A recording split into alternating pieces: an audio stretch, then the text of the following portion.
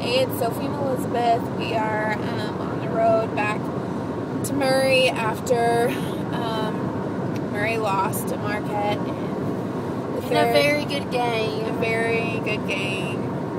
And Daniel had the performance of his life. Fantastic. He was a beast. I was so proud of him. So proud of the whole team. Marquette. They took it away in the last 7 minutes. Last 7 minutes. They just ran with it. I cried for the last 7 minutes. And then I think Sophie and I probably cried more than the team combined. Probably together. not. Probably not. No, we were very upset though. Yeah. I held it together until the interview started, and then the team was being like all sweet and sad and adorable, and I just cried a lot. I didn't hold it together at all before or after interviews, or on press row. So there's that. It's very difficult. It's very difficult for both of us because this is the team that we've watched for the last few years. Because I'm a senior and Sophie's a senior, so these are the same players that we've watched come in over time. So it's we're graduating soon, and so are all these guys, and it's just kind of a very sad and surreal experience to know that this is kind of it for us and Murray State basketball as students. Obviously not as alums, but still. It'll be different too, because I won't be covering basketball next year, and it's my last basketball game as sports editor and as a senior, and to know that those guys, it was their last game. I mean, I still haven't processed that at all yet. And well, even Ivan said, he was like, man, I feel like we got a game next week. It's I do too. No, it hasn't set in for anyone yet. Yeah, and that was hard. All those interviews were really hard. I didn't know at first. I didn't know whether I should go to the press conference, which is separate from locker room interviews. I didn't know where I should go or what I should do. But we went to the locker room, and I've never heard silence that was just so. Oh my gosh! It just broke my heart all over again. And I mean, it was so sad because the team is so team and family oriented that it was everyone was trying to take the blame so that other people wouldn't have to. Coach Prohm said one of the first things he told the players was that he was sorry that he couldn't figure out a way for them to, reclaim that lead in the last 7 minutes.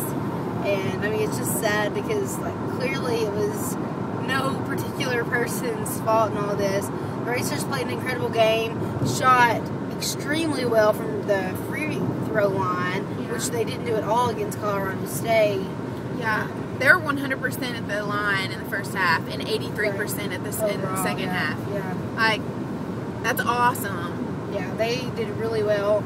And I mean, and Marquette didn't do great from the free throw line.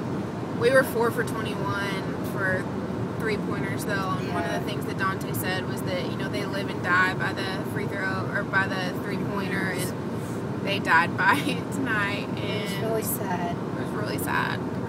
But everything it was, they played a great game, and it's been great getting to watch them cover this. We were really, really excited about the, possibility of going to Phoenix for the Sweet 16 for the first time in school history.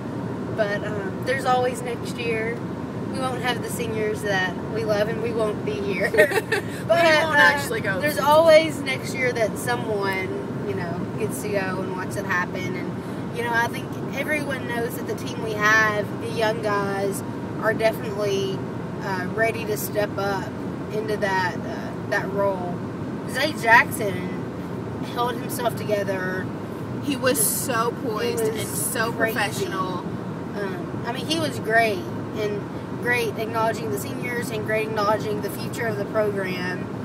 Because, I mean, aside from Isaiah and Ed, who will be seniors next year, Zay's really seen the most action, I think, compared to any of the other Maybe probably Latrez, because he came in for Ivan. And Stacy saw a lot at the beginning of the season, and then of it's kind of slowed down a little bit.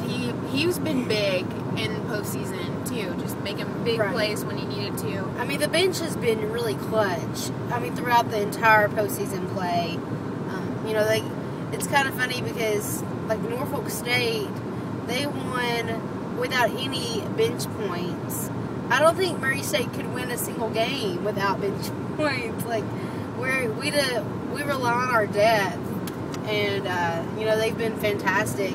And I know with the recruiting class that's coming in next year, hopefully we'll be ready to take that on too. Yeah, and I think that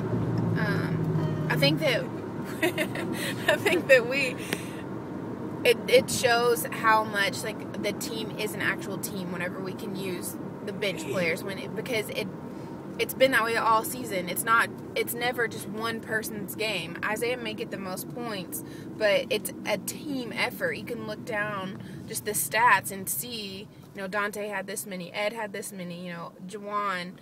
They all are contributors to every win.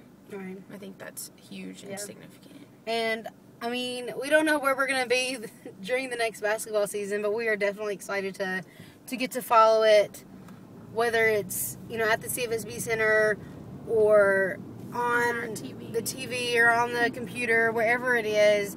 We're extremely, extremely ready to see what next year's team can do. We love them a lot. And there's a lot of tears and a lot of hugs in the locker room, and so many memories to process from this season, and we haven't really, it hasn't sunk in yet, everything that we've seen, but we're at a gas station right now about to get gas. We're getting gas. And maybe a snack, so it's been fun to be with you guys. And thanks for following us in our NCAA tournament journey. So we followed the racers. Very fun. Yeah. Everybody's followed. Okay. Very fun. Bye. Bye, guys.